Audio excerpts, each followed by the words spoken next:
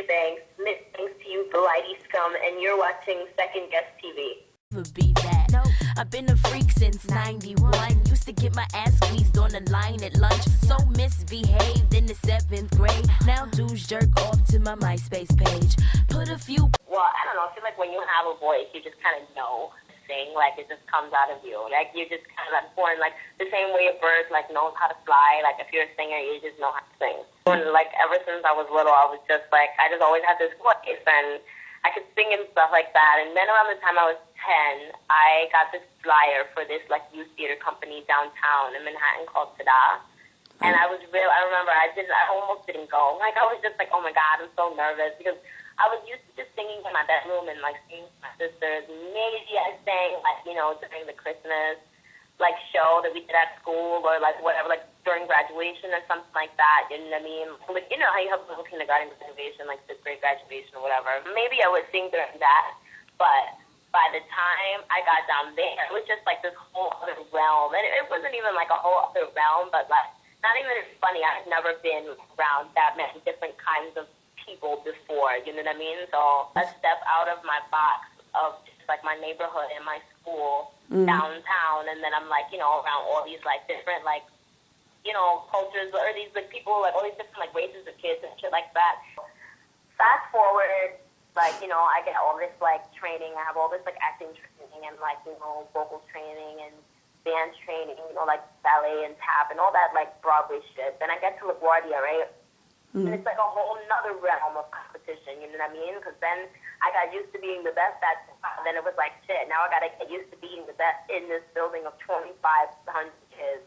Like if you get to school for a major, you have an option during your freshman year to switch majors or whatever. So that's what I did. I just like, I went into LaGuardia September and bust my ass September, October, November, so that when those auditions, the majors came in December, I was ready, and I got in, and then that's when it really just kind of like, you know, became real. I was like, shit, I want to be an actress. So I went and I got my headshots and all kinds of stuff like that. Then I got into like the school production, which is like a pretty big deal. Like, have you ever seen that movie Fame? The movie's based on my school. It was like a really, really, really, really, really big deal for me, right? I was just like, shit, like I'm on my way. You know what I mean? Like I'm on my fucking way. So then, like, shit just gets even better. This, like, manager comes to the show, and he scouts me, and he's like, and he was just like, okay, yeah, I think I can work with you. So then we start working together. Then there was, like, this other agency that got involved called Innovative Artists, and they, like, they were working with him to, like, help me get, like, shots. So basically, March 2007, I was on, like, the cattle call, girl, like, the cattle call. Like, when I tell you, auditions, like every day, like every fucking day. That's like, any day I was alive, there was like an audition or somewhere for them to go, you know what I mean? And at first it was all really exciting, but I just started to notice that the things that I was getting called for just weren't really like, things that I fit. Like it was like a lot of like Nickelodeon jobs and a lot of like, just kind of like, you know, do you know that show, I don't know, but it's just like those PBS, like, you know, kind of like children's shows and stuff like that. And then I got called back for, actually they were filming Fame. When they were filming that, I got called back for that and all kinds of stuff like that. And I was just like, you know, I kind of just started to like lose hope. Not lose hope, but like, I don't know, like I feel like ever since I was little, all I wanted to do was just be famous. Like I wanted people to see me like perform and think that I was good and stuff like that. And for me, once I turned 16 and then I was turning 17 and like this shit just wasn't happening, I really started to lose hope and just really started to like get depressed, like crazy, like just really like I just went into this really dark phase, like when I was like 16, 17, just kind of feeling like, wow, there's like, you know, nothing, like, you know, it's like just really feeling like spiritually, wow, there's nothing else for me to do here on earth. If I can't do this, what the fuck am I gonna do? You know what I mean? And I really just kind of like got scared for a moment. And, you know, I started like dating a lot of guys, smoking a lot of weed, like cutting school, doing like the bad girl shit. I really just started to lose everything, you know what I mean? I started to just lose interest in acting. I stopped going to school. I started losing interest in singing and like just really just started to lose it, like, and was really just, like, spiraling down, you know, just down, down, down, down. Then I, like, meet this guy who was rapping. He wasn't, like rapping officially. He would just, like, rap with his friends. Like, they would, like, sit up in this room and they would, like, smoke weed and just start, like, freestyling or whatever. And I would always be in his house, always be in his house. And one day I just, like, decided to do it. I was just, like, whatever. Like, I was, like, fucking high enough, like, to do stupid. So I said some stupid shit, and they were just like, oh, shorty, that's kind of hot. Like, you know, you should try and do that. You should look into that. And I was like, you know, rapping is some verse shit. Like, that's some verse shit. Like, you know what I mean? Like, because in my head, I'm just like, no, I'm like Broadway baby. I'm like musical theater girl. Like, I can't be rapping. You know what I mean? That's not what I do. But I just kept doing it for fun. And I would just, like, I started to just get really good with it with my friends. Like, even my friends in school would just be like, Azealia, like, you should really look into that. Like, stop playing around. You know what I mean? Like, you fucking around. Like, you're not really going to school. You're not really doing your acting thing. You might as well do this. You know what I mean? You might as well do this. It's a way to, like, keep yourself out of trouble. And for a while, I just looked at it like that, like a way to just keep myself out of trouble and keep myself out of bullshit and, like, you know, keep my head up. It was a way of, like, reassuring myself that I was so talented. You know what I mean? And then it just kind of, like, I don't know, then I just started to get, like, more courageous with it, and I made a MySpace page, and I remember, like, in 3 months, I only had, like, 2 songs, like, maybe 4 songs on the MySpace page. And I just kind of got, like, a really beast mode. I would, like, go on MySpace and, like, look at people's top 8s and send them my stuff and, like, a message and all kinds of shit and just really, like, be on it, like, every day. This was, like, towards the end of the school year, like, towards the summer. I was working a job at Starbucks, and this is how I was paying to get my, like, songs recorded. Like, I have this friend in Harlem, and he would charge me $5 an hour for studio time. And I would book 4 hours and cut maybe, like, 2 or 3 songs. And if the skirt, your nigga never gotta be coerced to just skirt in the East to make, like, $200 a week at Starbucks, and, like, I would spend $150 on it and recording my songs. You know what I mean? Like, I was that thirsty. Like, I was thirsty. Like, yo, I need to fucking get out of my situation. You know what I mean? Prom's coming up. I can't fucking afford a dress. I gotta figure this. So my plan when I first started rapping, I was like, I want to get rich quick. Like, I was just like, fuck, I'm gonna get rich quick, and I'm just gonna do it, and this is just how it's gonna be. So I just got really beast, and eventually, like, my stuff got into Ziplo's hands, and Ziplo started talking about me. Definitely, because I don't know, like, I feel like I've been a lot of places artistically, and I feel like that place was, and I'm lying because I feel like, you know, there were so many other things that I want to do with, like, my voice, not, like, you know, the rap shit. Like, I definitely want, okay, if I fast forward to myself at 40, I see myself, like, singing, like, big jazz clubs and, like, you know, doing, like, really big jazz stuff, being, like, you know, a kind of, like, Rochelle Farrell of sorts. But I really want to do, like, that's just, like, that's my passion. Or not my passion, but just, like, you know, my biggest, just kind of like, oh, if I could do that, I'd want to do that.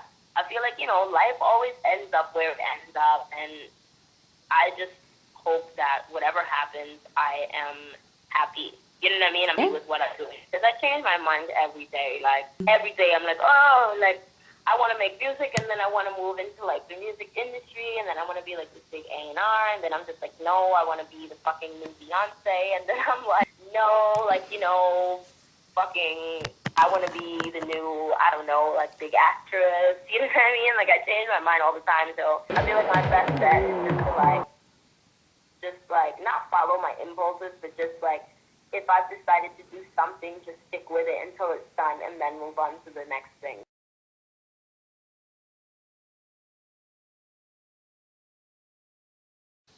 I don't know. I don't think that you can really, like, describe my music because I have so many different styles. And I would really just describe it as music and just that. You know what I mean? Like, as you know, as simple as it sounds, it's just like, you know, my music is really general. You know what I mean? And it's not something that I do purposely.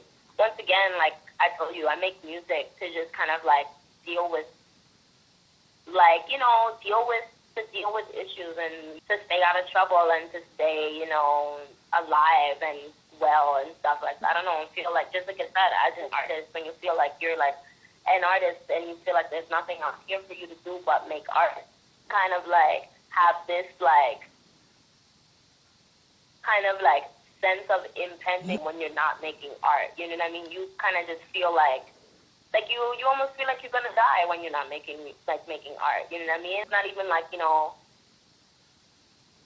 physically, maybe physically, but it's more so like a spiritual death, which is like a way worse death than a physical death. Yeah, you just feel like you're gonna die. So maybe I guess I would describe my music as like self-medication, kind of like self-help.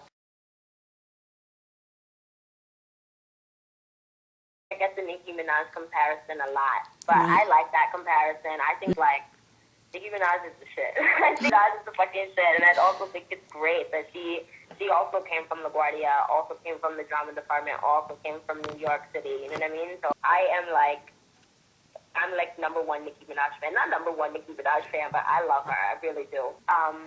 So I get that comparison, which is really cool. Sometimes I get like a Lauryn Hill comparison, which is just kind of like, you know, I don't know, you don't want to be like too, like, you know, you don't want to be like too like, oh, thank you, you know what I mean? And it's like that, because that's kind of like a big, that's like, you know, those are big shoes to fill. I get that. What else do I get? I don't know, like, yeah, those are really the only two that I get. Like, I get a Nicki Minaj comparison, I get a Lauryn Hill comparison. I've gotten a few Aaliyah comparisons, but it's like, you know, just like vocal stuff. I would love for someone to say I looked like her, but it's like, haha, not gonna happen. But yeah, that's it. Those are the only ones I get. Who do I look up to? Janet Jackson. Janet Jackson and Naomi Campbell. Really, really more so Naomi Campbell. Like, I love Naomi Campbell. She is just like the most fucking like together. She's the most together bitch out. You know what I mean? Like, about it. Like, I don't know. And you know, whatever. Everyone gets caught like, you know, looking fucked up every now and then. Like, you know, you can't be on 100%, but like, I would say a good like 94% of the time.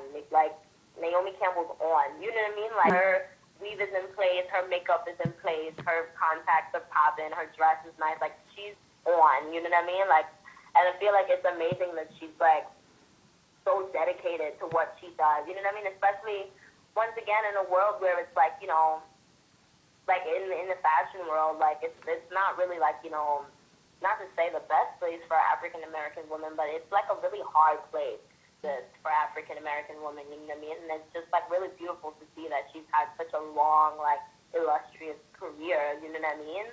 As an African-American woman, in any field, you know what I mean? Because it's hard for black women anywhere, you know? The world is what the fuck it is, and, you know, just by virtue of being a woman, and then, you know, by virtue of also being black, like, you have to work 10 times harder than anyone on this earth for anything you want, you know what I mean? And it's really inspiring to see how hard she works and like how much her work pays off.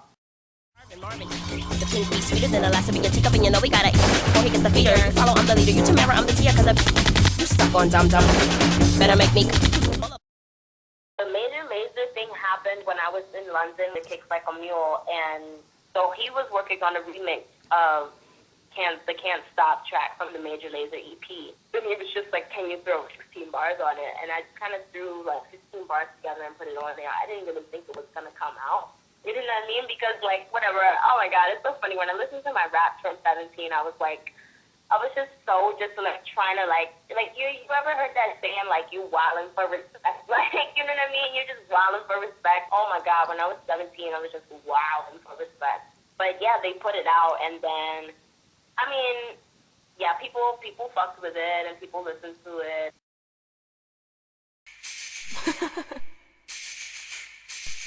I'm a paycheck checker, home wrecker, something like an open pellet leather in cold weather with no